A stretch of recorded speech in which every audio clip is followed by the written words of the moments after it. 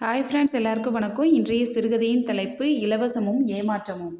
ஒருவன் ஒரு வீட்டிற்கு திருடச் சென்றான். அங்கு காவலுக்கு ஒரு நாய் இருந்தது.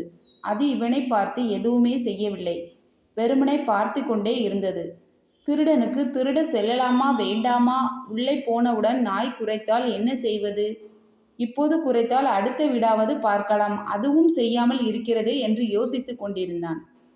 யோசித்தவன் முடிவாக ஒரு பிஸ்கட்டை எடுத்து நாயிடம் வீசி எறிந்தான். அதை கண்டவுடன் நாய் திருடனை பார்த்து சத்தம் போட்டு குரைக்க ஆரம்பித்தது, கடிக்கவும் பாய்ந்தது.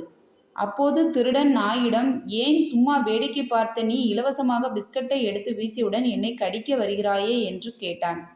அதற்கு அந்த நாய் சொல்லியது, நீ சும்மா இருந்தபோது வீட்டு உரிமையாளருக்கு உறவினராகவோ நண்பராகவோ தெரிந்தவராகவோ இருக்குமோ என்று நினைத்தேன்.